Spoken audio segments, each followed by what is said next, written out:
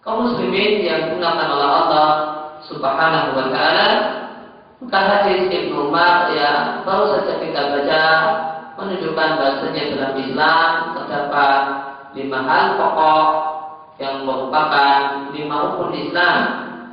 Rukun yang pertama adalah syahadat la ilaha illallah, pengakuan bahasanya tiada sesembahan yang berhak disembah melainkan Allah dan sesungguhnya Muhammad sallallahu alaihi wasallam adalah utusan Allah. Inilah rukun yang pertama. Kemudian yang kedua menetapkan salat, membayar zakat, berhaji ke Ka'bah dan berpuasa di bulan Ramadan. Ada hal yang menarik dalam hadis ini, yaitu rukun yang pertama. Rukun yang pertama isinya adalah 2 poin.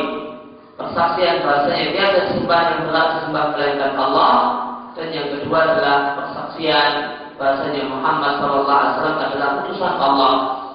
Isinya 2 perkara, namun dijadikan 1 poin. Mengapa demikian? Apa rahasia yang bisa kita tangkap dari hal ini? Ada 2 perkara, namun diletakkan dan dijadikan sebagai 1 buah poin. Maka ada 2 hal yang bisa kita jelaskan berkaitan dengan masalah ini. Yang pertama, 2 perkara ini dijadikan 1 poin karena mengisyaratkan saat diterimanya amal. Bahwasanya amal yang akan dikerjakan oleh seseorang, yaitu mengerjakan sholat, berpuasa di bulan Ramadan, membayar zakat dan berhaji, tidaklah akan Allah terima kecuali jika memenuhi 2 kriteria. Yang pertama, ikhlas hanya karena Allah Subhanahu wa taala dan hanya ditujukan ke Allah Subhanahu wa taala, dan inilah makna dari persaksian bahwasanya tiada sesembahan yang berhak disembah melainkan Allah. Kemudian yang kedua, sholat, puasa dan seterusnya yang merupakan 4 rukun Islam yang lain akan Allah terima sebagai ibadah yang bermanfaat dan berpahala manakala dikerjakan sesuai dengan tuntunan Rasulullah sallallahu alaihi wasallam. Tidak membuat sendiri, tidak berkreasi sendiri, akan tapi sesuai dengan apa yang Nabi ajarkan. Dan ini adalah makna dan persaksian bahasanya Muhammad sallallahu alaihi wasallam adalah utusan Allah. Penjelasan yang kedua, 2 perkara penting ini diletakkan menjadi 1 poin dikarenakan apa yang dilakukan oleh Rasulullah sallallahu alaihi wasallam adalah sekedar menyampaikan. Rasulullah sallallahu alaihi wasallam tidaklah membuat syariat sendiri. Beliau hanya murni menyampaikan apa yang ditentukan oleh Allah Subhanahu wa taala.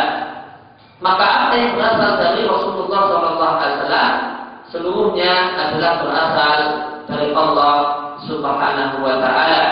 Oleh karena itu persaksian bahwasanya Muhammad sallallahu alaihi wasallam adalah utusan Allah merupakan bagian dari persaksian bahwasanya tiada sesembahan yang berhak disembah melainkan Allah Subhanahu wa ta'ala.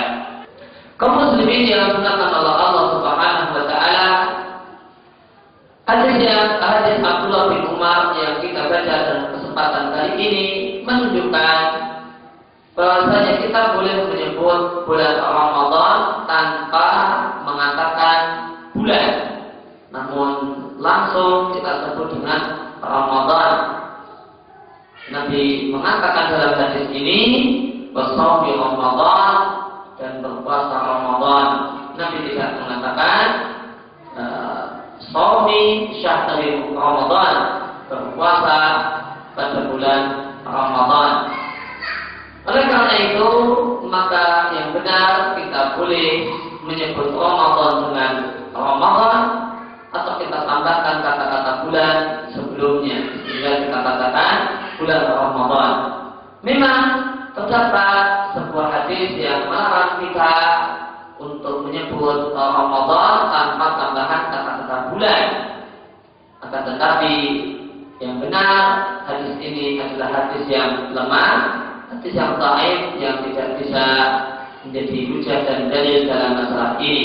Dan terdapat banyak dalil, terdapat banyak hadis yang menunjukkan bolehnya menyebut Ramadan tanpa menambahkan kata-kata bulan. Di antaranya adalah hadis yang baru saja kita baca dan hadis yang jadi pokok bahasan kita dalam kesempatan kali ini.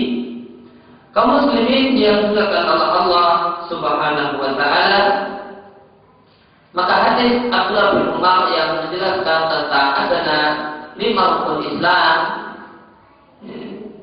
di antara rukun Islam adalah berhaji ke Ka'bah. Dan dalam hadis ini tidak dijumpai penjelasan bagi siapa yang mampu untuk mengerjakannya.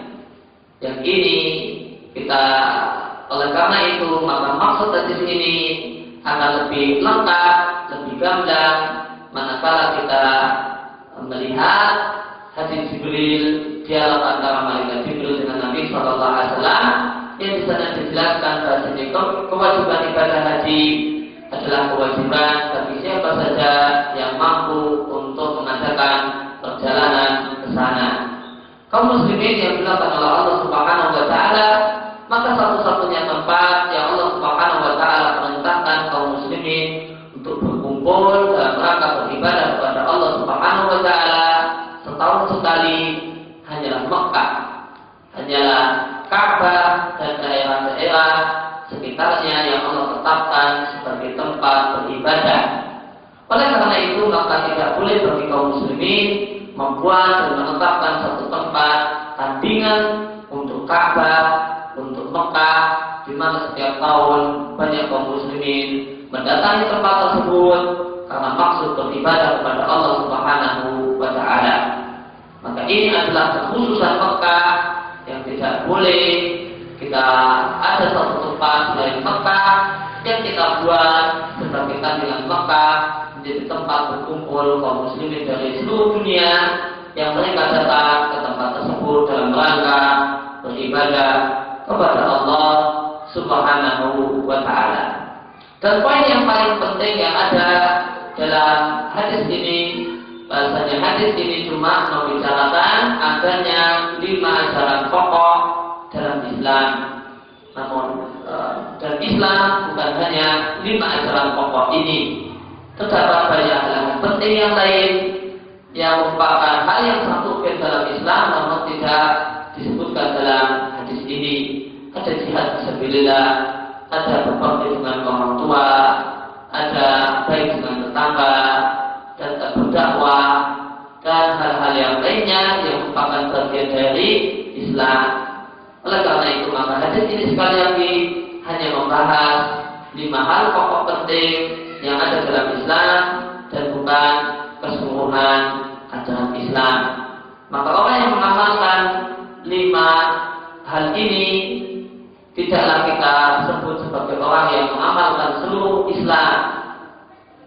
Kalau ada seorang yang telah melaksanakan 5 rukun Islam, maka dia bukanlah orang yang melaksanakan keseluruhan Islam, akan tetapi dia melaksanakan 5 hal yang pokok dan yang penting dalam ajaran Islam, karena terdapat hal-hal yang tidak kalah penting di luar 5 hal ini yang merupakan bagian dari ajaran Islam yang wajib bagi kaum muslimin untuk memperhatikannya dan tidak meremehkannya dan bersungguh-sungguh untuk mengamalkannya. Demikianlah kajian kita dalam kesempatan